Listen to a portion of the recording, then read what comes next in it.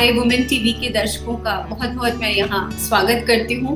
आप हमारे साथ जुड़े हैं और आज हमारे साथ एक बहुत ही विशेष मेहमान को मैं लाई हूँ आपसे मिलवाने के लिए। ऐसी उम्र में जब बच्चियाँ बहुत अलग किस्म के सपने देखती हैं घूमने फिरने के, और बहुत सारी लाइफ को लगता है कि यही तो वक्त है जहाँ हम एंजॉय कर सकते हैं, वैसे उसी समाज में, उसी परिवेश में कुछ बच्चियां, कुछ बेटियां हमारी ऐसी होती हैं जो बहुत संवेदनशील होती हैं। अपने आसपास जब भी कुछ घटता देखती हैं तो उसे बदलने की कोशिश करती हैं। ना सिर्फ उसे देख करके चुप रहती हैं, बल्कि उसे सामने लाने की कोशिश करती हैं, बात करती हैं, समाज में उसके बारे में बात करती हैं। ऐसी बच्चियां हमारे समाज को बहुत कुछ देती हैं, क्योंकि जो उनका एज ग्रुप है, जिस एज ग्रुप में वो बच्चे हैं, वो अपने ही एज ग्रुप के बच्चों को बहुत अच्छी तरह से इन्फ्लुएंस कर सकते हैं, बहुत अच्छी तरह से वे उनको समझा सकते हैं। तो ऐसे जो जिम्मेदार बच्चे होते हैं, ऐसे जो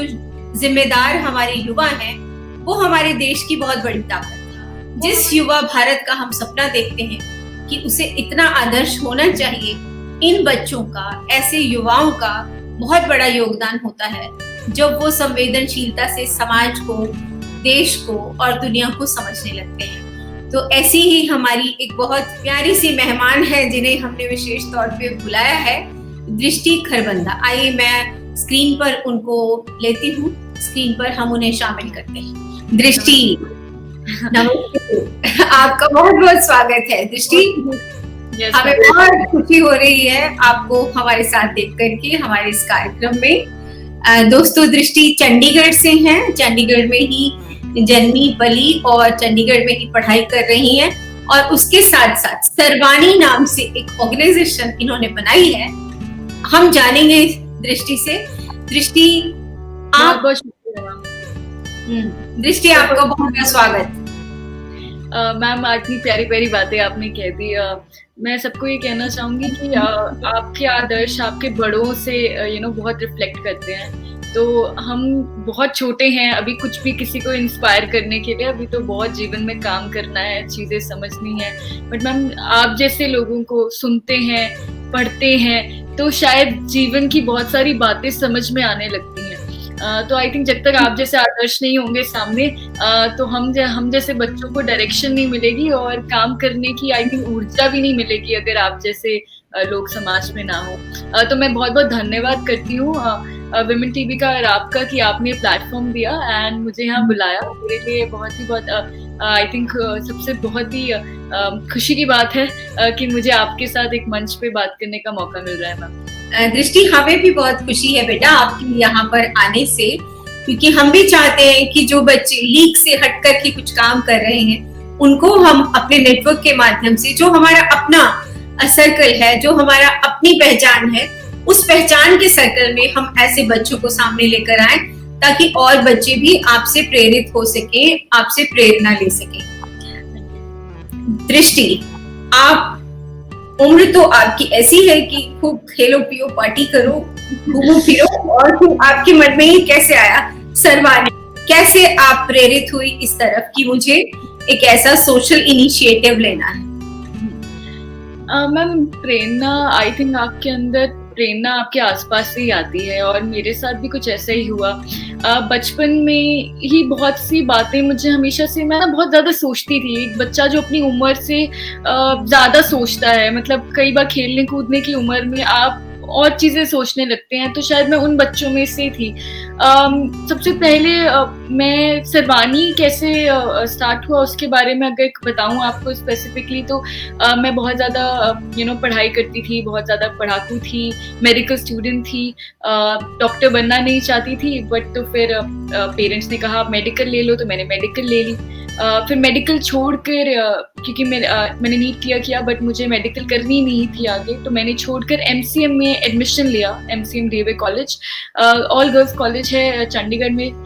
तो जब मैं वहाँ पे गई, तो मेरा पहला साल था, तो मैं वहाँ पे बहुत सी लड़कियों से मिली एंड किसी एक ऑर्गेनाइजेशन के जरिए हमें ऑर्फनेज में जाना था। तो ऑर्फनेज में जाके हम सब लड़कियाँ इकट्ठी हुई, बच्चों को खाना बांटा एंड उसके बाद वहाँ से दूसरे कॉलेजेस के भी वॉलंटियर्स उस मीटिंग में आए हुए थे, तो हम बात करने लगे। मैं फर्स्ट टाइम गई थी, जानती नहीं थी किसी को, तो वहाँ पे बात हो रही थी। तो मैंने ये देखा कि मेरे कॉलेज की लड़कियाँ 18-18 साल की जो लड़कियाँ हैं वो हिमाचल से, कोई पंजाब से, दूर दूर शहरों से पढ़ने के लिए MCM में आई हुई हैं, कोई पीजी में रह रही हैं, कोई हॉस्टल में रह रही है। तो वो लड़कियां आपस में बात कर रही थी। तो वो आपस में क्या बात कर रही थी कि किस तरीके से हमारे कॉलेज के बाहर लड़के आते हैं, गाड़ियां आती हैं, बड़ी बड़ी गाड़ियां आते हैं और उनको स्टॉक किया जाता है।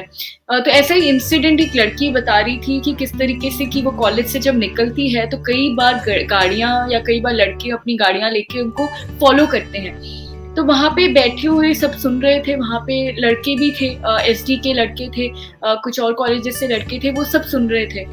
मैं किसी को जानती नहीं थी, तो मैं बस खड़ी सुन रही थी। तो मैंने ये देखा कि वहाँ पे मेरे कॉलेज की लड़कियाँ ये सारी बात कर रही हैं, तो लड़कों ने बहुत इंटरेस्ट दिखाया और उन्होंने कहा कि क्या कहते हैं कि तुम्हारे साथ ऐसा होता है, ये तो बहुत ही बुरा है, ये तो बहुत ही वो है। तो एक एक करके हर लड़की ने अपना पर्सनल एक्सपीरियंस शेयर करना स्टार्ट करा एंड मैं वहाँ खड़ी उस सब सुन रही थी। और लड़कों ने, उनमें से एक लड़के ने बोला कि कोई बात नहीं, तुम्हारे साथ ये होता है, अगली बार कभी भी तुम्हें ऐसा कोई इश्यू आए तो तुमने क्या करना है, हम में से किसी को कॉल करना है और हम आ जाएंगे। मैंने ये बात सुनी, ये बात आई थिंक एक लड़के के कहने से बहुत रिस्पॉन्सिबल उन्होंने ये बात कही, बट मेरे कॉलेज की किसी भी लड़की ने इस बात को आगे नहीं बढ़ाया। किसी ने ये नहीं कहा कि तुम क्यों आओगे, हम आपस में कुछ करते हैं ना, ये हम सब की एक प्रॉब्लम है, ये हम सब लड़कियां फेस कर रही हैं। तो मैं खड़ी वहां पे सोच रही थी कि क्या हम लड़कियां, कि अगर मुझे कोई लड़का स्टॉक कर रहा है तो मैं सबसे पहले क्या किसी लड़के को कॉल करके कहूंगी कि यार आओ मुझे बचा लो। मैं लड़के के कहना और ऑफर करने की बात नहीं कर रही हूँ, मैं वहां पे उन लड़कियों की बात कर रही हूँ जो इतनी इंडिपेंडेंट है, अपने घर को इतनी छोटी सी उम्र में छोड़ के पढ़ने आई हुई हैं, जिन्हें देख के मैं आइडलाइज करती थी कि मैं घर से बाहर इतनी सी एज में अपना खाना देख रही हूँ, कॉलेज जा रही हूँ, हर चीज कर रही हूँ। तो मेरे लिए वो लड़कियां बहुत इंस्पायरिंग थी कि यार देखो इनमें कितना कॉन्फिडेंस है। बट मैंने वहां देखा कि वहां पे लड़कियों में से किसी के पास कॉन्फिडेंस नहीं था, सबकी प्रॉब्लम एक ही थी, बट वहां पे सोल्यूशन ढूंढने के लिए वो किसी लड़के का ऑफर कर रहे हैं कि नहीं यार तुम्हें प्रॉब्लम होगी, हम आ जाएंगे तुम्हें बचाने के लिए। किसी ने ये कहा ही नहीं कि ना हमारा कुछ करते हैं यार, ये तो सच में हम सबकी प्रॉब्लम है, हम एक गर्ल्स कॉलेज में हैं, हम एक साथ जाते हैं, मैम को कंप्लेन करते हैं, कुछ नहीं। तो ये बात मैम मेरे मन में रह गई। मेरे मदर आए मुझे लेने, तो मैं गाड़ी में बैठी, तो मैंने मम्मा से कहा कि मम्मा मुझे ये बात ना पसंद नहीं आई कि वहां पे कोई लड़की बोली नहीं कि यार ये इश्यू है तो इसे कुछ करते हैं, जबकि लड़के आकर कह रहे हैं कि हम तुम्हारी हेल्प करेंगे, बट उनमें से किसी ने खुद की हेल्प करने के बारे में बात नहीं करी। मेरे मदर ने कहा कि तू क्यों इतना सोचती है, क्या बात है। ये बात मेरे मन में रह गई मैम। तो फिर मैंने क्या सोचा कि मेरे पास कोई सोल्यूशन नहीं था उस प्रॉब्लम का, बट मुझे ऐसा लगा मेरे पास नहीं है तो बहुत सारी और लड़कियों के पास जरूर होगा। तो सर्वानी दुर्गा माँ के 108 नामों में से एक है, इसका मतलब है मुकम्मल औरत। तो एक प्लेटफॉर्म, मैंने एक व्हाट्सएप ऑल गर्ल्स ग्रुप बनाया और इसका सिर्फ एक उद्देश्य था कि कोई भी प्रॉब्लम या कोई चीज हमारा इश्यू है तो हम उसे अपने में रिजॉल्व करना पहले स्टार्ट करें। तो एक ग्रुप बनाया जिसमें मैंने अननोन लड़कियों को, हर लड़की जो भी मुझे लगा कि इंटरेस्टेड हो सकती है, मैंने उससे बात करी, उसे ग्रुप में, व्हाट्सएप ग्रुप में डाला। तो मोटिव ये था कि आप पहले बात करना शुरू करें कि हमें ये इश्यू आ रहा है, हम खुद रिजॉल्व करें, सोल्यूशन सेंट्रिक डिस्कशन के बारे में। फिर धीरे धीरे करके मैम सरवानी में और मसलों के बारे में बात करने लगे। तो लोगों ने मुझे कहा कि अगर तुम इसको ऑर्गेनाइजेशन क्यों नहीं बना लेती। धीरे धीरे करते करते काम करने लगे, पहले बात करते रहे, फिर ग्राउंड जीरो पे लोगों से बात करने लगे, मिलने लगे, अलग अलग मुद्दों पे, जो भी सोसाइटी में ऐसे मुद्दे लगे कि इन पे काम करना चाहे एनवायरमेंट हो, विमेन राइट्स हो, चाइल्ड सेक्सुअल अब्यूज के ऊपर हो, कोई भी ऐसे समाज में लगा कि कुछ भी यार इस पे बात होनी चाहिए या इस पे काम करना चाहिए, उसका एक प्लेटफॉर्म सरवानी को बनाया। एंड ये सरवानी है मेरे लिए। Very good. आपने सोचा, चिंतन किया और चिंतन से फिर एक उपाय निकला। ज्यादातर हम लोग क्या करते हैं कि हम सिर्फ सोचते हैं कि ये समस्या है, ये समस्या कैसे हल की जा सकती है, उसके लिए प्रयास कैसे किए जाएंगे, ये जनरली लोग नहीं सोचते हैं। और जो ऐसा सोचते हैं फिर वो दृष्टि खरबंदा भी तो बन जाते हैं ना। मैम अलग हो जाए। मैम मेरे ख्याल से ना हर लड़की को एक तकलीफ होती है। हर लड़की कई बार सोचती है कि यार ऐसा क्यों है, मेरे लिए क्यों, मेरे लिए चीजें अलग क्यों हैं, और उससे वो क्या करती है, बट वो और आसपास औरतों को देखती है कि कोई इसके लिए लड़ नहीं रहा, तो वो कितना भी घर पे बोलकर, मम्मा से लड़कर, अपने माँ बाप से लड़ती है, वो थक जाती है। उसे लगता है कि मैं अकेले ही अपनी जिंदगी मुश्किल कर रही हूँ। मेरे को अक्सर मेरे मदर बोलती थी, तू क्यों इतना सोचती है, क्यों अपनी जिंदगी को मुश्किल करती है। मेरी बड़ी बहन भी है, मैंने कभी उससे नहीं इन चीजों के बारे में सोचते हुए देखा, तो बहुत खुश रहती है, कोई तकलीफ नहीं, बचपन में उससे कभी नहीं लगा। जब मेरे को लोग कहते थे कि यार तुम अच्छा 3 भाई बहन हो, 2 बेटियां हो गई थी इसलिए बेटा करना पड़ गया। बहुत सारी ऐसी चीजें हैं जो मेरे को बहुत असर करी, मेरे को सोचने पे मजबूर करी, बट मैं अपने आसपास देखती थी तो किसी भी लड़की को ये बात ज्यादा तकलीफ नहीं देती थी, और देती है, बट ये बात मुझे अब पता चला है कि ये बहुत ज्यादा देती है। लड़कियां क्या करती हैं, वो बोलती नहीं, बिकॉज उनको लगता है यार हम ही क्यों अपना दिमाग खराब करेंगे, हम ही लड़ेंगे, कोई और किसी को फर्क नहीं पड़ रहा है, जैसा चल रहा है वैसे चलने दो। तो आई थिंक जब तक आपको कोई हिम्मत नहीं मिल जाती ना, आपके जैसे सोचने वाले लोग, जब आपको लगता है यार ये तो मुझे भी लगा था, ये जो बात कर रही है ना ये तो मुझे हमेशा से लगता रहा है, फिर आपको हिम्मत मिल जाती है, फिर आप बात करते हैं एंड फिर आप कुछ ना कोई रास्ता ढूंढ ही लेते हैं। बिल्कुल, क्योंकि जरूरत होती है एक शुरुआत करने की, क्योंकि मैं मानती हूँ कि ट्रेन का इंजन बनना बड़ा मुश्किल है, डिब्बे तो लग जाते हैं, और इंजन स्वयं बनना होता है। तो कोई जिसके अंदर वो फायर होती है ना, क्योंकि कोई भी इंजन जो है वो अपने ईंधन से चलता है, डब्बों के फोर्स से वो इंजन नहीं चलता है, इंजन के अंदर अपना फ्यूल होता है, वो उससे चलता है। तो कहने का भाव ये है कि हमारा अपना जो फ्यूल है, अपना हमारी सोल का जो एनर्जी है, वो हमें ड्राइव करती है कि हम चलते रहे, और फिर बाद में तो फॉलो करने के लिए तो बहुत से लोग होते हैं ना, बहुत से लोग आ जाते हैं। बिल्कुल मैम, आई थिंक मैम मैं डिब्बों की उसी से कहूंगी कि कई बार ना रास्ता ही नहीं होता, डिब्बा है, एनर्जी है, बात है, हमें रास्ता नहीं है, वो पटरी नहीं मिलती। एंड आई थिंक जब पटरी आप बनाने लग जाएं तो फिर कितने इंजन है मैम इस सोसाइटी में, बहुत से इंजन है, डिब्बे भी हैं वहाँ पे, बट इंजन हैं जिनकी मैं बात करना चाहूंगी, ऐसी औरतें हैं जिनको बहुत सी बातें हैं जो करके आगे करना चाहती हैं, बट उनको वो पटरी नहीं मिलती है। तो मैं ये चाह रही कि हम पटरी बिछा दें कि आने वाली औरत को ये सोचना ही ना पड़े कि किस तरफ जाना है, उसको राह दिखती रहे अपनी बस, और वो करती रहे बात। बिल्कुल, आप दृष्टि आप बिल्कुल सही कह रहे हो।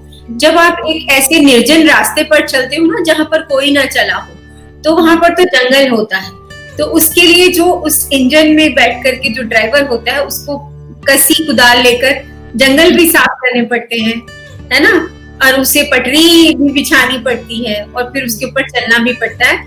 ये जो संघर्ष है, ये जो सामाजिक संघर्ष होता है ना, इसका रास्ता बहुत कठिन होता है, दुरूह होता है, विपरीत परिस्थितियों में भी चलना होता है, भारी विरोध के बाद भी चलना होता है। तो इसी प्रकार का ये रास्ता है, और आपने ये रास्ता चुना है, तो मैं आपको बहुत बहुत शुभकामनाएं देती हूँ, क्योंकि शुरुआत कहीं ना कहीं से तो होती है। और ये मैम विरोध की बात कर रहे हैं तो मैं जरूर इस बारे में एक बात कहना चाहूंगी, जो मेरी, अब मैंने आपको एक लंबी सी कहानी बता दी कि ये हुआ, ये चला, मुझे ऐसा फील हुआ, बट इसका मेन जो मुद्दा है मेरे लिए ये है कि मेरे को जब भी औरतों की समाज में बात होती है तो हम आदमियों को कटघरे में खड़ा करके बोलते हैं कि ये हमारी प्रॉब्लम्स का कारण आदमी है, आदमी ने औरत को झुका रखा है। मेरा फोकस ये है कि जब आप ये बात सुने या जो मैं बात कह रही हूँ, मेरा फोकस ये है कि औरत के सपोर्ट में नहीं है। मुझे ऐसा लगता है कि कहीं ना कहीं हमारी समाज में जो हमसे गलती हो रही है वो सिर्फ आदमियों को लेकर नहीं हो रही है, मैं औरत और औरत के बीच में जो एक रिश्ता है उसमें कमी आती है कहीं ना कहीं। मैंने ये मेरे दादी से सुना था कि औरत की सबसे बड़ी दुश्मन होती है। मैं आपको इस बात में, बहुत सी औरतें हैं जो औरतों के साथ खड़े होना चाहती हैं, बट बहुत हमारे समाज में औरत को पीछे खींचने को ज्यादा अच्छा समझा जाता है कि वो मुझसे सुंदर कैसे है, वो अच्छा पढ़ कैसे रही है, मैंने जो आदमियों में इतना जेलेसी और आपस में कंपटीशन नहीं देखा जितना औरतों में देखा है। गर्ल्स कॉलेज में रही हूँ तो मैंने एक इनबिल्ट देखा है कि लड़की को, जैसे उसको बचपन से एडवर्टाइजमेंट से लेकर उसको दिखाया जा रहा है कि एक सुंदर लड़की है तो दूसरी लड़कियां उससे जल रही हैं, अगर आप सुंदर होना चाहते हैं तो आप क्रीम लगा लें तो फिर आपसे जलेंगी सब लड़कियां।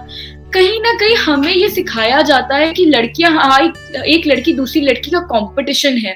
तो जब हम कंपटीशन में चीजें देखते हैं तो हम कभी भी उसके लिए लड़ना नहीं चाहेंगे तीसरे के लिए। अब लड़कियां क्या करती हैं कि अपनी लड़ाई तो लड़ लेंगी, बट जब दूसरी औरत आकर उसकी लड़ाई में उसका साथ नहीं देती है।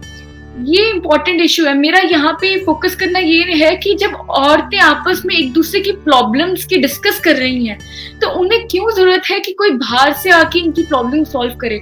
एक औरत को दूसरी औरत का सबसे बड़ा सपोर्ट सिस्टम बनना चाहिए। एंड अगर हम ये जो कंपटीशन है ना हमारे बीच में, जो जेलेसी है, जो हमें कहीं ना कहीं ट्रेन किया जा रहा है कि कि तुम बेहतर दिखना चाहिए, तुम सुंदर नहीं हो, तुम ये हो, अगर ये चीज हटाकर औरत एक साथ आ जाए तो फिर इस दुनिया में आधी प्रॉब्लम्स खत्म हो जाएंगी। दृष्टि होता यूं है कि किसी भी समस्या को जब हम आइडेंटिफाई कर लेते हैं ना तो वही उसका हल छुपा होता। यदि हमने समस्या को समस्या माना ही नहीं तो हल भी नहीं उसमें आता। महिलाओं की जो आपसी प्रतिस्पर्धा है, या आप ये सोचिए कि जिसे आप कहते हैं कि जेलसी का फैक्टर भी है और दूसरे के मामले में चुप रह जाने की बातें भी हैं, ये सब हमारी अपब्रिंगिंग का भी कुछ नतीजा है और कुछ हमारा बायोलॉजिकल भी है। सबसे बड़ी तकलीफ ये बात है, आप मेरी बात समझे, मैं जो बात कहना चाह रही हूँ कि जो बच्चा है जो बड़ा हो रहा है उसको खिलाने वाली माँ, उसके खाने की हैबिट से लेकर उसके बोलने का पहला शब्द माँ, ठीक है, फिर वो बच्चा बड़े होकर जो औरत के द्वारा पाला जाता है तो वो जब बड़े होकर औरतों का ही शोषण करता है, वो कैसे कर पा रहा है। हमारे समाज में सबसे बड़ा एग्जाम्पल आप एक मदर इन लॉ एक बहू का रिलेशनशिप देखिए। जब एक जो औरत है वो एक क्राइसिस से गुजरती है, अपनी पूरे अपने पति के ऊपर हक जताती है, नहीं जता पाती बिकॉज सास जता नहीं देती। जब उसका बच्चा बेटा बड़ा होता है तो वो क्या करती है कि मेरे साथ ऐसा हुआ तो आई मेक श्योर कि मेरे पति पे तो मेरा हक नहीं था बट मेरे बेटे पे मेरा हक रहेगा। ये एक साइकिल है मैम, ये साइकिल है। औरत को सदियों से एक तरीके से पिछाड़ने में लगी हुई है। हमें ये नहीं आता, हम आप प्रॉपर्टी बनाता है, बाप को बोला जाता है किसके लिए बना रहे हो, बेटे के लिए, तो वो अपनी जो पावर है वो देने में बिलीव कर रहा है, ट्रांसफर कर रहा है। बट औरतों में ऐसी कोई टेंडेंसी नहीं डाली गई है, हमें ट्रेन नहीं किया गया।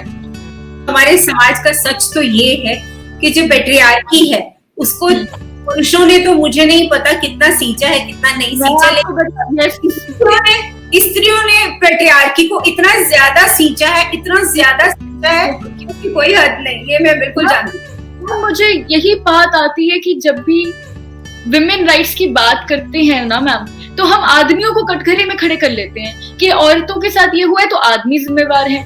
आदमी कैसे इतना जिम्मेवार हो गया जब उसे पालने पोषण, उसकी समझ, उसकी शिक्षा, जो प्राइमरी शिक्षा है वो देने वाली औरत है। तो फिर आदमी को हम कैसे हर चीज का कुछ भी बात हो रही है, जब तक आप आदमी को, अब मुझसे बात करते हैं तुम औरतों की संस्था चला रही हो, तुम तो आदमियों को हेट करती होगी, तुम तो फेमिनिस्ट होगी। मैं कहती हूँ कि मैं बात कर रही हूँ, मुझे औरतों से ज्यादा प्रॉब्लम है बिकॉज औरत जो है समाज में वो प्रॉब्लम कर रही है, उसका सोल्यूशन नहीं है। हम औरतों को ये बताया ही नहीं जाता मैम, इस पे बात करना बहुत जरूरी है बिकॉज हमें क्या कर रहे हैं, जब भी औरतों की बात करिए तो आप आदमियों को लेके बैठ जाए, आदमियों पे उंगलियां उठाएं। पहली अगर एक उंगली आप दूसरे पे उठा रहे हैं तो पिछली जो 4 उंगलियां हैं या 3 उंगलियां हैं आपकी तरफ आ रही हैं, वो कोई उस पर बात ही नहीं कर रहा है। मैं कह रही हूँ कि जो ही आदमी औरतों द्वारा पाले गए हैं, वो आदमी औरतों द्वारा ही सिखाए गए हैं, उनकी प्राइमरी शिक्षा औरतों द्वारा है, तो कहीं ना कहीं औरत ने उनके अंदर वो चीजें डाली हैं। जब आप अपनी बेटी को कहते हो कि अकेले नहीं जाना, भाई को साथ लेके जाओ, ठीक है, या अपनी बेटी को बताते हो कि ये तू नहीं कर सकती है, तू लड़की है, तुझे ध्यान रखना है, या आप तुम छोटे बेटे को बताते हो भाई ये है, तुझे बहन का ध्यान रखना है, उसे समझाते हो कि तू छोटा भाई है, वो छोटा है उससे, चाहे 6 साल छोटा हो, तो उसे समझाया जाता है कि तू भाई है, तेरी रिस्पॉन्सिबिलिटी है।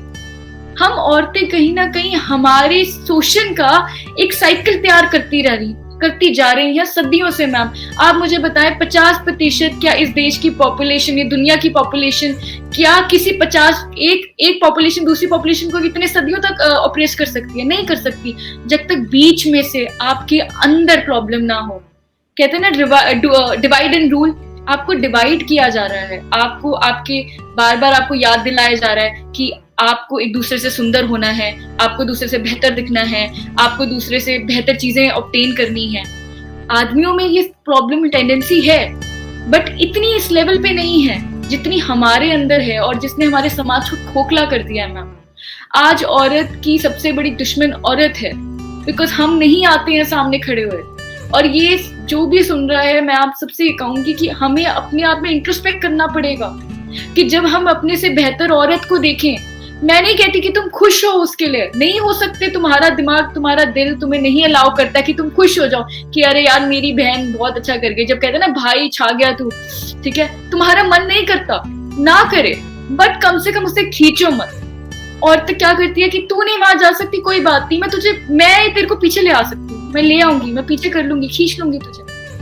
मैम आप छोटे सा एग्जाम्पल दूंगी एक और, आप एक लड़के को पार्टी में भेज दें और वो देखे कि दूसरे लड़के ने सेम आउटफिट पहना है ऊपर से नीचे, तो वो क्या करेगा? अरे क्या बात है, वो साथ में फोटो खिंचवा लेंगे, अरे देखो हमने सेम ट्विंस। और वही सेम ड्रेस पहन के लड़की आ जाए पार्टी में, तो वो दूसरे कोने में दिखेंगे, वो एक दूसरे की शक्ल भी नहीं देखना चाहती है बिकॉज उन्होंने एक जैसी ड्रेस पहन ली। ये छोटे छोटे एग्जाम्पल है, इसको हम बायोलॉजिकल वे में ना डालकर इसको एक सिविल सोसाइटी में रहने को बात करें। मैं आपको खुश होने के लिए नहीं कह रही हूँ, दूसरी औरत के लिए आप खुशी हो जाएं, आप बहुत अपना दिखाएं कि मैं बहुत खुश हूँ। मैं कह रही हूँ उन्हें खींचो मत पीछे। अगर आपके साथ आप जब आपके पति के टाइम पे आपकी सास ने आपको तंग करा, तो आप कम से कम इतना कर लो कि जब आपके घर पे बहू आए तो आप उसके साथ वो मत करो। इतनी सी बात है। तो ये ब्रेक करो साइकिल, ये हम ब्रेक नहीं करते और ये चलती जा रही है मैम, चलती जा रही है। और हम अपनी लड़ाई लड़ने में इतने हो जाते हैं कि मेरी लड़ाई है, मेरे के साथ ये हुआ है। लड़कियां हैं बहुत सी जो ना समाज के साथ लड़ जाती हैं अपनी लड़ाई के लिए। जब दूसरी औरत वो लड़ रही होती है ना, तो उसे कहती है अकेले लड़े यार, मैंने भी तो लड़ी थी। ये चीज जो समाज में प्रॉब्लम है ना मैम, ये हम औरतों को समझना है। ये साहब भी जो भी आपकी देखती है ना, जब तक हम ये खुद की में बदलेंगे नहीं, हम कोई नहीं है जो बात करेंगे विमेन राइट्स, आदमियों को कटघरे में खड़े करना, ये हमारा काम नहीं है। हमें अपने अंदर पहले देखना है, फिर हम पॉइंट करेंगे फिंगर्स।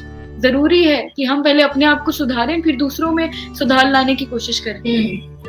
दृष्टि, मुझे आपसे बात करते हुए बहुत अच्छा इसलिए लग रहा है कि एक बिल्कुल युवा बच्ची, युवा बेटी हमारी इस तरीके की सेंसिटिव बातें करती है और समाज के अनुभवों को वो इकट्ठा करती है और उस पर चर्चा कर रही है, ये बहुत अच्छी बात है। डेफिनेटली जब हम महिलाओं की, यदि हम इस स्थिति को समझना चाहें, तो आप गहराई में जब जाना चाहेंगे तो आपको बहुत से फैक्टर्स नजर आएंगे, जिसमें सोशल फैक्टर है, साइकोलॉजिकल है, बायोलॉजिकल है, फिर इकोनॉमिकल फैक्टर्स भी हैं। और महिलाओं को उस पूरे सांचे में एक साजिशवश किस तरीके से उसको सदियों से उसकी ग्रूमिंग की गई है, सदियों से उसको वैसा प्रोडक्ट बनाया गया है कि वो उस सांचे में से निकलना ही नहीं चाह रही हैं।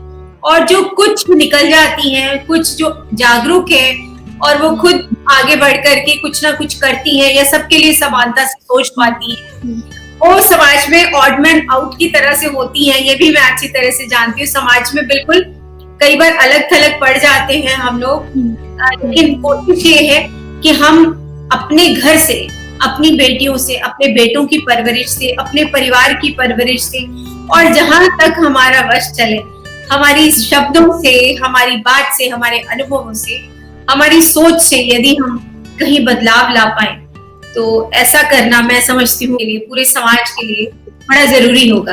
आपको क्या लगता है कि जो हमारी युवतियां हैं, हमारी गर्ल्स हैं, कॉलेज में हैं और यूनिवर्सिटीज में पढ़ रही हैं, सबसे बड़ा चैलेंज आज के समाज में क्या है? मैम आज जो लड़कियां पढ़ रही हैं, अब बहुत सारी चीजें हैं कि अब जो सिचुएशंस है ना, जैसे आपने कहा कि एक तरह से सांचा है जो जिनमें उनमें औरतों को रखा गया है, अब वो सांचा बदल रहा है।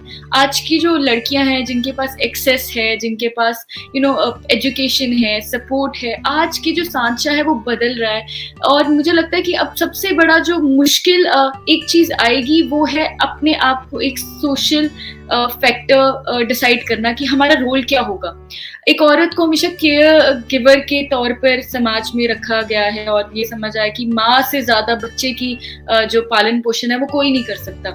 अब चैलेंज क्या होगा आने वाली औरतों के लिए, मुझे जो समझ में आता है वो है कि वो बैलेंस आउट करना।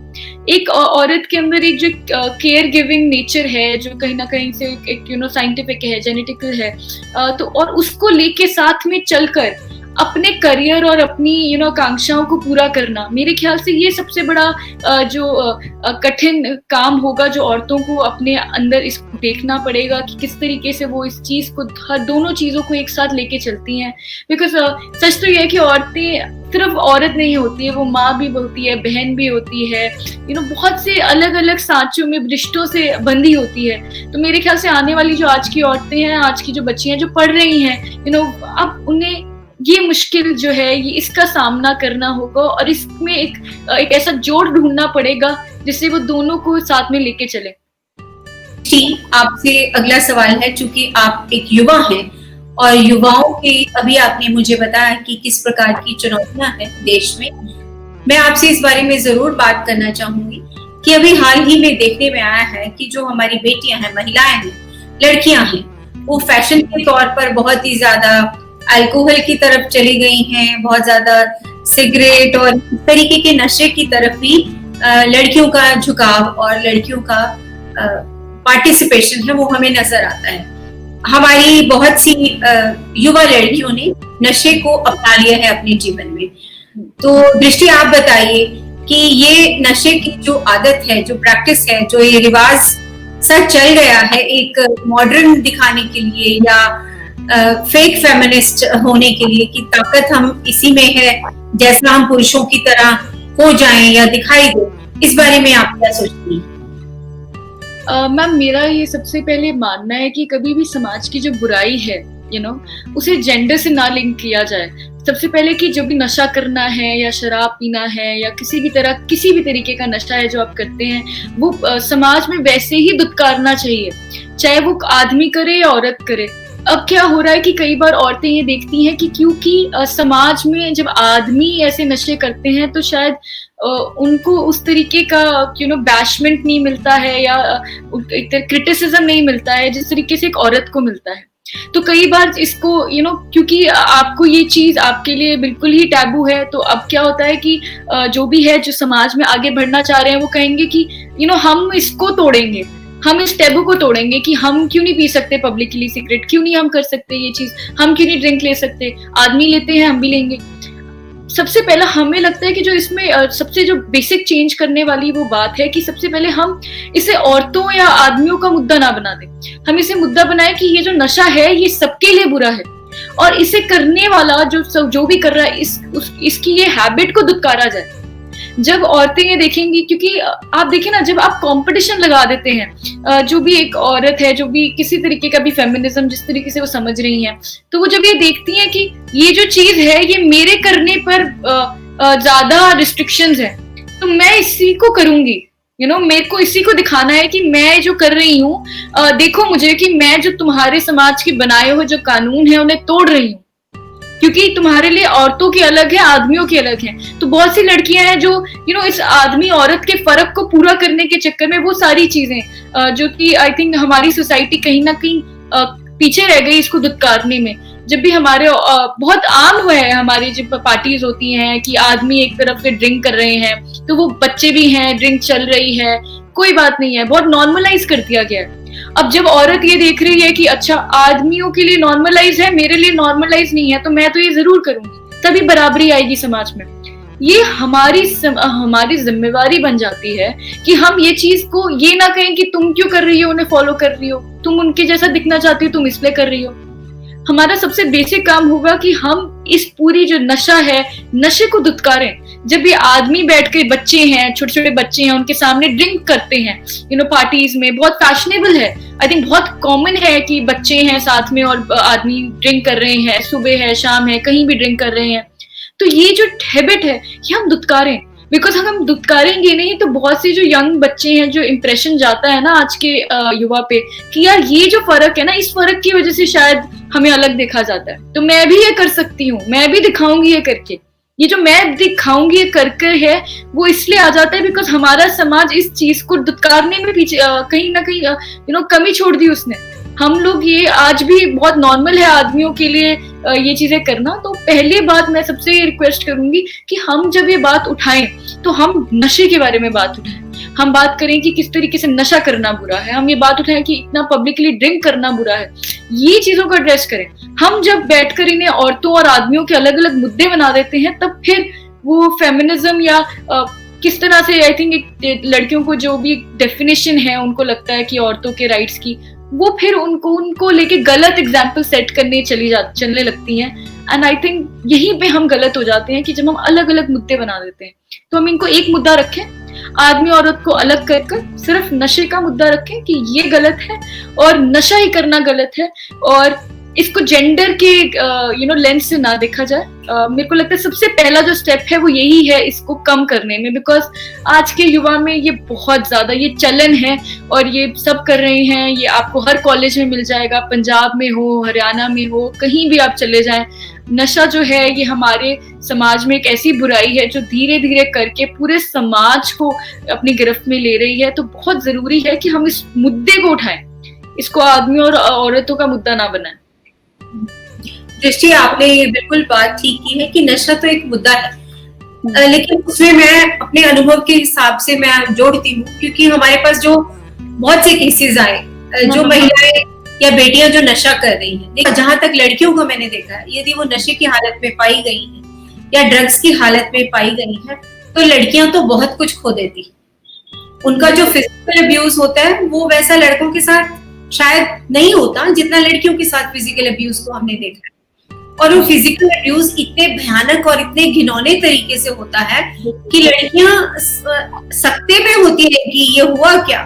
उस वक्त तो बहुत अच्छा लगा, पार्टी में चले गए, आपको लोगों ने कन्विंस किया, आपको लगा कि हाँ मैं भी उसमें शामिल हूँ। ड्रिंक का भी जो चलन है समाज में उसकी भी एक मर्यादा तय है, लेकिन उस मर्यादा से बाहर जाते ही वो नशा तो आपके लिए जहर है। मैं तो ये कहती हूँ स्त्रियों के लिए बहुत बड़ा जहर है। आज के समाज में जो है कहीं ना कहीं हमें लगता है कि जब तक बेटी को बेटा बनाने की जो हमारा सोच है कि बेटा है तो बेटी है, ठीक है, और वो हमें ये समझना पड़ेगा क्यों बेटा बनना है, हम क्यों बेटा बने किसी का। बट द पॉइंट इज कि जब आप एक समाज में इतना डिवाइड ला दें कि आपने हर रूल्स ही अलग बना दिए हैं, आपके खान पान से लेकर आपके पहनावे तक के रूल्स अलग हो गए हैं, तो बहुत से समाज में, और ये नया नहीं है, ये आपको हर समाज में जब भी अलग अलग मुद्दों पे ऐसे दिखेंगे कि जब भी आप किसी के लिए अलग रूल्स बना दे तो डेफिनेटली वो आपको कहेगा कि नहीं, मैं इन रूल्स को तोड़ूंगा, मैं इन ये जो आपके बनाए हुए रूल्स हैं इनको फॉलो नहीं करूंगा। तो ये मुझे लग रहा है कि इसका सोल्यूशन आज भी ये नहीं होगा कि हम कहें कि औरतों को ये कम करना चाहिए बिकॉज उनके लिए ज्यादा बुरा है, क्योंकि ये कहीं ना कहीं उनको चैलेंज की तरह लेंगे कि नहीं हमारे लिए ज्यादा बुरा कैसे है। ये डेफिनेटली बॉडी पे बहुत सारे आई थिंक सिक्योरिटी वाइज बहुत से इश्यूज हैं जो औरतों को ज्यादा नुकसानदेह है करना। बट आई थिंक मैं दोबारा इसी बात पे फोकस करूंगी कि जब तक हम इस समाज में इसको एक मुद्दा लेकर नहीं कहेंगे कि ये सबके लिए गलत है, तब तक ऐसे आपको बुद्धिजीवी दिखेंगे जो ये समझेंगे कि ये हमारे लिए एक नया चैलेंज है, हमें इसके अंदर इक्वालिटी लेके आनी है। आप समझे मेरी बात। तो वो जब समझते हैं उनकी वायरिंग ऐसे है कि वो कहते हैं जो चीज हमें मना की जाएगी, स्पेसिफिकली हमें मना की जाएगी, आप समझे मेरी बात, वो तो हम जरूर करेंगे। आज के समाज में यही है कि आपने 4 लोगों को नहीं बोला, आपने मुझे बोला कि तुम नहीं कर सकते, तो मैं तो जरूर करूंगी। तो ये इसको अगर हम उनकी इससे लड़ने से अच्छा है कि हम उस चीज से लड़े जो हम ठीक कर सकते हैं। वो है कि समाज में जो रूल्स हैं हमारे, ये चेंज करे जाए। मैम बहुत सी औरतें हैं जिनको ये शराब के नशे के आप मारा जाता है घर पे जाके, कोई गलती नहीं होती है। कई घर उजड़े हैं, बहुत से बच्चों के बचपन खराब हुए हैं नशा करने की, आदमियों की नशा करने की वजह से। तो हमें ये एक अगर हम मुद्दा एक लेना, अगर देश एक मिलकर एक चीज पे संधि कर लें तो बहुत सारी चीजें अपने आप सॉल्व हो जाएंगी। और ये इश्यू जो है ये इतना बड़ा नहीं होगा जितना बड़ा ये इसका प्रॉब्लम है जो रिफ्लेक्ट पूरी सोसाइटी पे होता है। ये बहुत बड़ा इशू। बिल्कुल, कोई भी एक समस्या है ना, उसकी जड़ में दूसरी समस्या होती है और उसकी जड़ में तीसरी होती है और प्रभाव पूरे पूरे समाज पर पड़ता है। चूंकि आप खासतौर पे महिलाओं के लिए फोकस किया है, तो इसीलिए सवाल आपके पास महिलाओं से जुड़े हैं। मैं आपसे यही मैं जब सर्वानी की बात कर रही हूँ ना, अब मुझे लोग कहते हैं कि सर्वानी क्या औरतों के लिए काम करता है, तो मैं यही समझाती हूँ कि देखो औरतों के लिए काम नहीं करता है। मैं उस सोसाइटी को रिफ्लेक्ट कर रही हूँ जहाँ पे उनको पढ़ाया जा रहा है, जिनके पास जो एम्पावर्ड औरतें हैं। तो एक सर्वानी वो रिफ्लेक्ट करता है कि औरतें जब उनको एम्पावर किया जाए, आप देखते हैं, एड्स देखते हैं, गवर्नमेंट की भी आपको एड्स दिखती हैं, कैंपेन्स दिखती हैं कि जब एक लड़की को पढ़ाया जाएगा, उसे उसकी उड़ान, तो वो उड़ेगी, उसे उड़ान मिलेगी। तो मैं और सर्वानी में जितनी भी सर्वानीज है, हम वो रिफ्लेक्ट कर रहे हैं, हम वो औरतें रिफ्लेक्ट कर रहे हैं जो उड़ान ले सकती हैं अपनी। तो हम ये सर्वानी बाय विमेन है, ठीक है, ऑफ विमेन है, बट फॉर सोसाइटी है। ये एक ऐसी संस्था नहीं है जो सिर्फ औरतों के लिए काम करती है बिकॉज ये औरतों द्वारा बनाई गई है। नहीं, ये औरतों द्वारा बनाएगी समाज की तरह। समाज को एक गिफ्ट है हमारा। हम चाहे एनवायरनमेंट का इश्यू हो, बच्चों से रिलेटेड इश्यू हो, चाहे औरतों से रिलेटेड इश्यू हो, हम हर सब मुद्दे पे काम करते हैं। हम ये नहीं कहेंगे कि हम तो औरतों की कम्युनिटी है तो हम तो औरतों के लिए ही काम करेंगे, हम तो सिर्फ औरतों के लिए आवाज उठाएंगे। नहीं, हम हर चीज के लिए, हम LGBT कम्युनिटी से लेकर ट्रांसजेंडर से लेकर हम एनवायरमेंटल का इश्यू, बच्चों के लिए इश्यू, हर इश्यू जो इस समाज का इश्यू है वो उठाएंगे। बिकॉज हम वो औरतें हैं या वो बच्चियां हैं, वो लड़कियां हैं जिन्हें आप कहते हैं कि जो इन्हें पढ़ा लिखाया जाए और उनको अपॉर्चुनिटीज दी जाए तो वो उड़ने लगती हैं, उनको उड़ान लेती हैं, बेटी को उड़ने दो। तो हम वो बच्चियां हैं, हम वो रिफ्लेक्ट कर रहे हैं। तो मेरा बस यही उनको है कि सर्वानी का मतलब मुकम्मल औरत, कंप्लीट, और दुर्गा माँ के 108 नामों में से एक। तो ये वो वॉरियर है जो सबके लिए लड़ती है। वो अकेले लड़कियों के लिए नहीं लड़ेगी, वो समाज में हर बुराई के खिलाफ लड़ेगी और वो आपको एक कहीं ना कहीं डायरेक्शन देगी कि किस तरीके से क्या सही है, क्या गलत है, और किस तरीके से हमें चीजों को समाज का आईना दिखाना कितना जरूरी है। दोस्तों, हमारे साथ बनी हुई है बेखौफ, बुलंद और बेबाक दृष्टि खरबंदा। दृष्टि अपनी बातों को, अपनी सोच को बहुत प्रभावशाली तरीके से हमारे दर्शकों के सामने रख रही हूँ। और दृष्टि, अभी आप कुछ कहने लगी थी, बताएं। बिल्कुल, मैं इसका जो सीक्वेंस है मैं आपको बताती हूँ। जब मैं सर्वानी स्टार्ट किया तो मैं किसी से बात कर रही थी कि ये सर्वानी है, मैं ये चाह रही हूँ कि एक औरतों द्वारा बनाई संस्था जो समाज के मुद्दों पे काम करे, सब समाज के मुद्दों पे काम करे। तो मुझे किसी ने कहा तुम्हें इतना एक टैगलाइन होनी चाहिए, तुम्हारी कोई एक वन लाइनर होना चाहिए। तो मेरे पास वो वन लाइनर नहीं था। तो मुझे याद है मैं कॉलेज से वापस जा रही थी तो मैंने सोचा कि क्या होना चाहिए। मैं पोइट्री लिखती हूँ तो मुझे ये 3 शब्द जो मेरे को अपने आप आए, वो थे बेखौफ, बेबाक और बुलंद। तो इसका जो अर्थ है मैं वो आपको समझाना चाहती हूँ कि सबसे पहले हम जो औरतें हैं या हम सब, क्या है जो हमें चीज रोकता है, वो है डर। तो हमें डर लगता है कि यार हो पाएगा, नहीं हो पाएगा, कर पाएंगे, नहीं कर पाएंगे, किसी का बैशमेंट का डर, क्रिटिसिज्म का डर, हर चीज का डर जो है। जब आपका डर खत्म होता है तो आप बेखौफ हो जाते हैं। बट डर खत्म होने के बाद जब आप अपनी बात आगे रखते हो, आपको डर खत्म हो गया कि होगा, नहीं होगा, लोग एक्सेप्ट करेंगे, नहीं करेंगे, तो आप अपनी बात रखते हो, बेखौफ होकर जब अपनी बात रखते हो तो आप बेबाक हो जाते हो। बट बहुत से लोग बहुत सी बातें करते हैं। हम लोग, कई लोग हैं, बहुत से बोलते रहते हैं, बट बोलने से कुछ नहीं होता। जब आप अपनी बात जो बेखौफ होके, बेबाक होके आपने कह दी है, उस पर टिक जाते हो तो आप बुलंद बन जाते हो। और ये तीनों क्वालिटीज, जो कैरेक्टरिस्टिक्स हैं, ये जिस औरत में है वो सर्वानी है। जो बेखौफ है, बेबाक है, बुलंद है, वो सर्वानी है। तो ये इसी का रीजन है जो हमने इसको दिया मोटो की बेखौफ, बेबाक और बुलंद। ये एक जर्नी है जो हमें हर मुद्दे पे या हर जिंदगी में कुछ भी करना है तो हमें इस पे गुजरना पड़ेगा, डर हटाना पड़ेगा। हर जिंदगी में जितनी भी मुश्किलें आएंगी वो ये 3 स्टेप्स के जरिए ही आप उसको हल कर सकते हैं। और वो यही है कि आप सबसे पहले आप उसको डर हटाएं, फिर आप उसके ऊपर आप अपनी बात रखें या काम करना शुरू करें, और फिर उसे एक कहते हैं ना, आपको कंटिन्यूस परसिस्टेंस, बहुत इंपॉर्टेंट है। हार्ड वर्क के साथ परसिस्टेंस, तो वो आपके अंदर होगी तो आप जिंदगी में किसी भी मुश्किल से आप लड़ सकते हैं। दृष्टि, आप मुझे बताइए कि कभी किसी विक्टिम से मिले, या ऐसे होता है कि बहुत सारे विक्टिम्स हैं वो आपको अप्रोच करते हैं, तो क्या आपके पेरेंट्स आपको डरते हैं, मना करते हैं कि ये सब मत करो, बहुत मुश्किल हो जाएगा?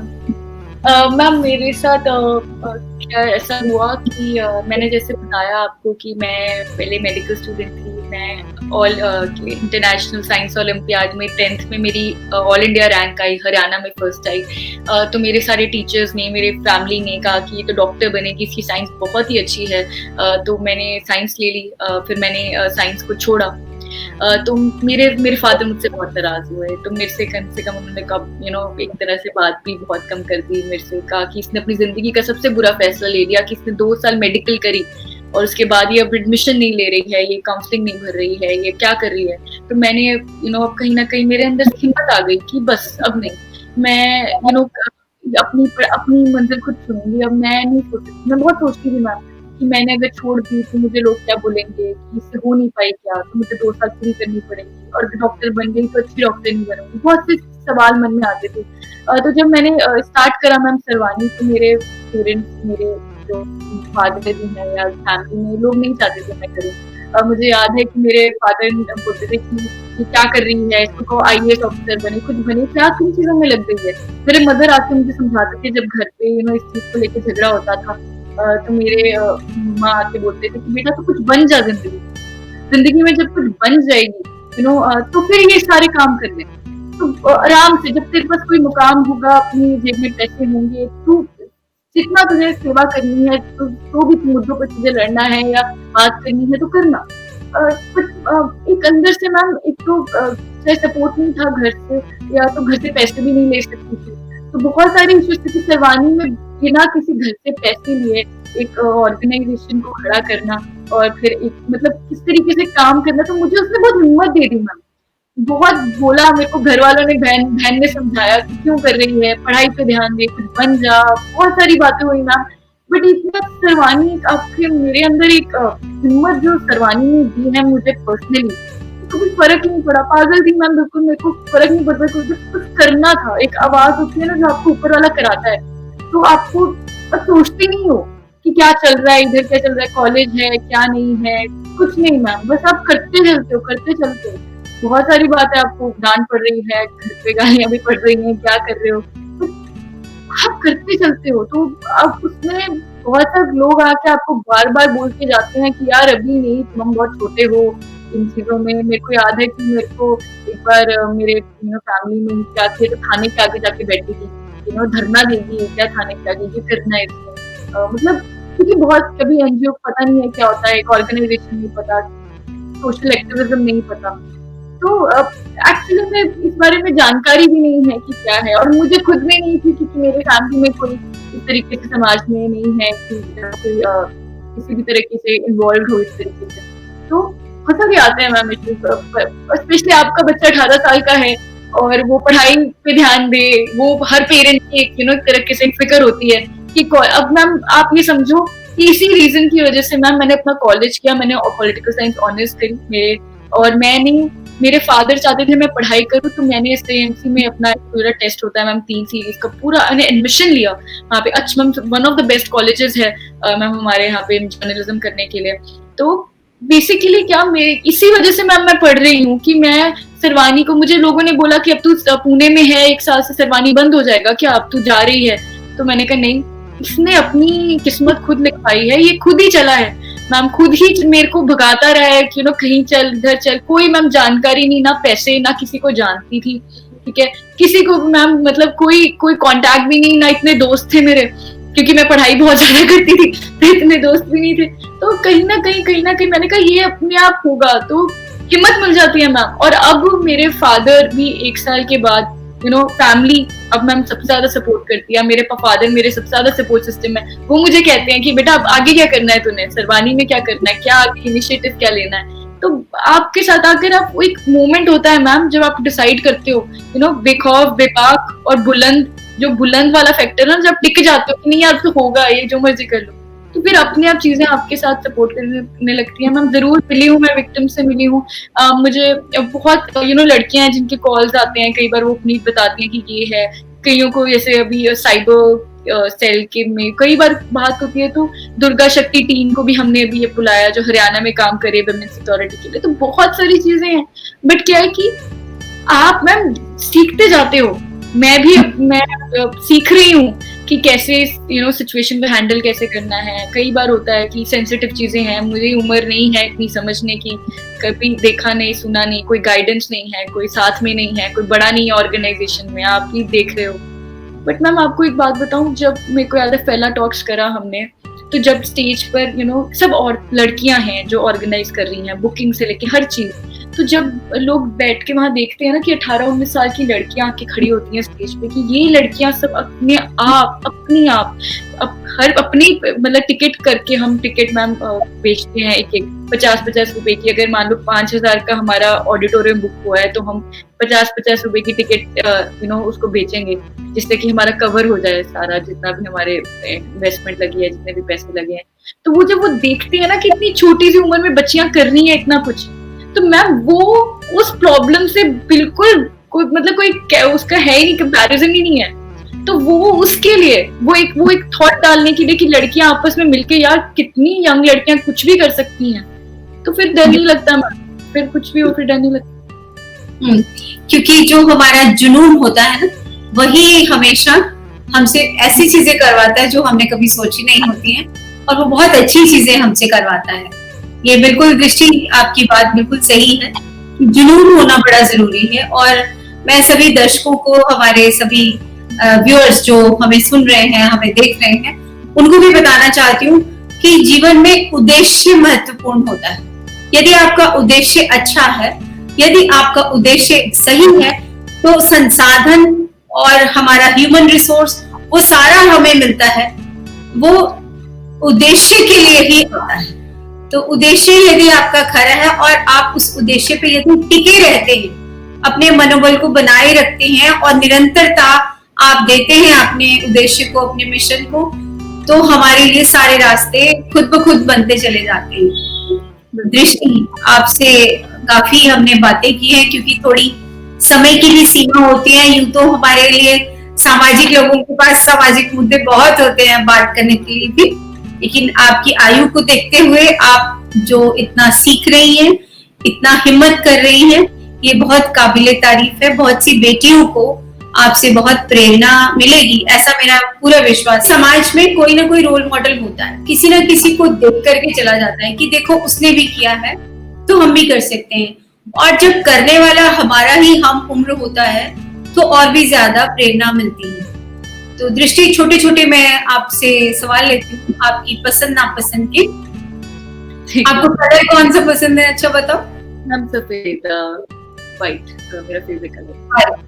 ओके, और आपको फिल्म कौन सी पसंद है? अगर मैं कहूँगी तुम्हें बहुत बेस्ट फिल्म कौन सी लगी? मैम मुझे बहुत सी फिल्में हैं जो बहुत अच्छी लगती हैं। तारे ज़मीन पे है, 3 इडियट्स है, क्वीन है, ऐसी फिल्में, मुझे ऐसी फिल्में पसंद है जिनमें कहीं ना कहीं एंड में अच्छी हैप्पी एंडिंग मुझे बहुत पसंद है। मुझे निराश कर देती हैं फिल्में जो अच्छी एंडिंग नहीं होती। मुझे लगता है जीवन में शायद सारी चीजें अच्छी नहीं होती हैं, बट एक फिल्म में आप वो चीज, आप एक होप दे सकते हो लोगों को कि यार एंड में सब अच्छा होता है। दृष्टि, आपको सिंगर कौन पसंद? मैम इस जनरेशन की तो मुझे श्रेया घोषाल बहुत पसंद है, मुझे उनकी आवाज़ बहुत पसंद है। मुझे अरिजीत सिंह भी बहुत पसंद है। मुझे जो आज के हमारे अगर टेम्परेरी देखें तो मुझे उनकी आवाज़ जो है, मुझे लगता है किसी भी गाने में डाली जाए तो बहुत मीठी आवाज़ है और कानों को बहुत अच्छी लगती है। और गाने कौन से अच्छे लगते हैं? मैम गाने मुझे कोई भी मुझे हर तरीके के म्यूज़िक पसंद है, पॉप सॉन्ग हो या कंट्री सॉन्ग्स हो। ज़्यादातर मैं टेलर स्विफ्ट के भी गाने बहुत ज़्यादा सुनती हूँ और मुझे इंटरेस्टिंग लगते हैं क्योंकि वो खुद लिखती हैं, खुद गाती हैं और कंपोज भी खुद करती हैं। किताब कोई? हाँ मैम, किताबें my experiments with the truth, मेरे गांधी जी की जो लिखी गई है, वो मेरी वन ऑफ द फेवरेट्स है। आई थिंक उसके अंदर जिस तरीके से एक जर्नी बताई गई है मुझे एक इमेज थी महात्मा गांधी तरीके के होंगे। तो जब आप एक समझते हैं कि एक जो गांधी है जो चप्पल भी नहीं पहन रहे हैं और बिल्कुल स्वराज की बात कर रहे हैं, आप उनको देखते हैं कि वो इंग्लिशमैन बनना चाहते थे, पियानो सीख रहे थे, he wanted to become English so much. And वो एक जर्नी है, एक इंसान कितना इवॉल्व हो सकता है अपने थॉट को लेकर, अपने एक्सपीरियंसेस से, कि आप एक मूवमेंट, एक देश में एक मूवमेंट रन कर लेते हैं जिसमें आप लोगों को कहते हैं कि अपनी अपने लिए, अपने कल्चर के लिए जियो, अपने उसको आगे लेके आओ, जबकि आप खुद कितनी अच्छा सी आपकी कि आप क्या बनना चाहते हैं। आप ड्रेस अप करते हैं इंग्लिशमैन की तरह, आप पियानो सीख रहे हैं, आप बात वैसा करना चाहते हैं, आप एक्सेंट ला रहे हैं अपने अंदर। तो मुझे उनकी जो स्टोरी है, मुझे जो होता है ना महात्मा, हमने तो मैम महात्मा गांधी को एक महात्मा के रूप में देखा है। तो हम जब उनकी किताब पढ़ते हैं माय एक्सपेरिमेंट्स में, तो वो दिखता है कि लाइफ में कितने एक्सपेरिमेंट्स और एक्सपीरियंसेस कर आप सच की और और करीब हो जाते हैं। तो वो बहुत अच्छी एक इंटरेस्टिंग किताब है जो मुझे बहुत पसंद है। दृष्टि, आपका ड्रीम प्रोजेक्ट क्या होगा कि मैं क्या करना चाहती हूँ? मैम ड्रीम प्रोजेक्ट मेरा ये है कि मैं उसकी तरफ अभी थोड़ा सा काम भी कर रही हूँ।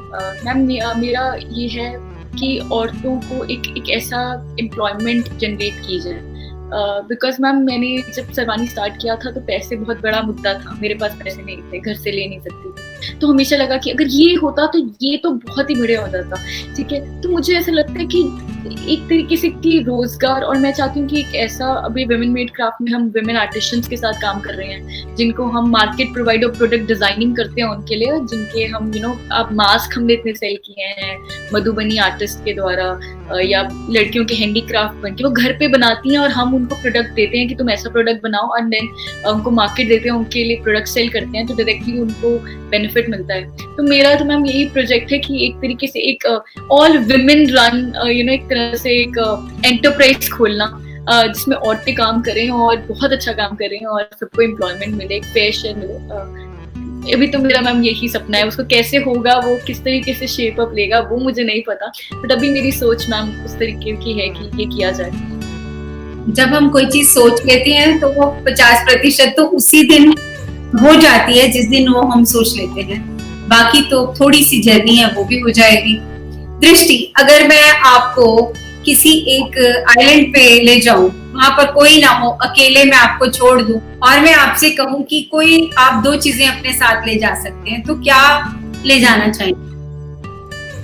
मैम अगर मैं आपसे बिल्कुल सच कहूं तो मैं अपने साथ अपना फोन और इंटरनेट मुझे लगता है कि वो जरूर लेके जाना चाहूंगी मैम। मुझे ऐसा लगता है जैसे फोन है मेरा, सरवानी लोगो लगा रखा है, तो मैम ये जो डिवाइस है ना मैम, ये दुनिया से कनेक्ट करने का, एक लोग कहते हैं ना कि इसके नेगेटिव्स बहुत आ गए हैं, एडिक्शन हो गया है, डिपेंडेंसी हो गई है।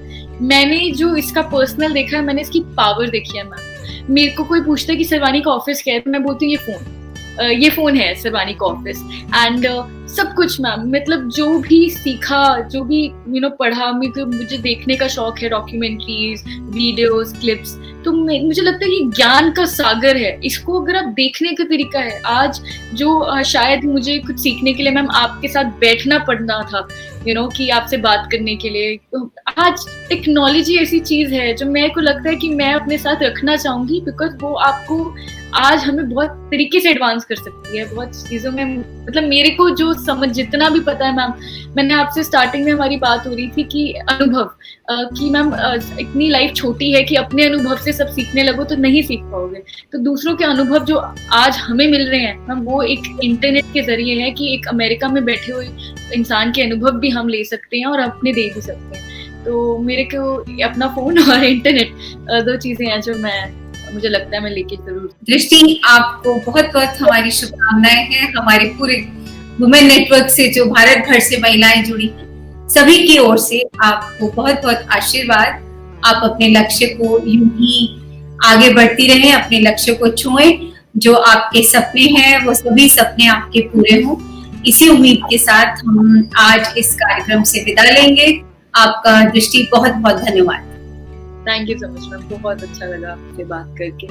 पूरे जो भी देख रहे हैं मैम बहुत ही अच्छा काम कर रहे हैं, एंड मैम ने इंस्पिरेशन, आपके अपने पर्सनल स्ट्रगल्स, अपनी लाइफ की जो भी आपने देखा है, आई थिंक वो कहीं ना कहीं आपके काम में रिफ्लेक्ट होता है। एंड मैंने हमेशा कहा कि बहुत से लोग हैं, हम लोग इंजन आपको लग रहे हैं इस टाइम पे, बट पटरी बिछाने वाले लोग हमेशा ऐसे होते हैं जो अपने आने वाली जनरेशन के लिए एक छोड़ जाते हैं रास्ता कि आप ये फॉलो करें। तो मैम डेफिनेटली मैं आपको उनमें से मानती हूँ।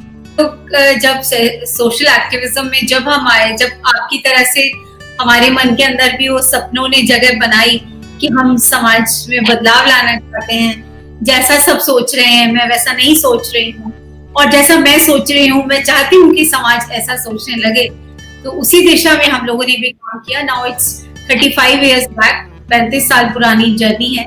तो तब के समाज में और आज के समाज में तो बहुत ही ज्यादा अंतर है, बहुत ही ज्यादा अंतर है।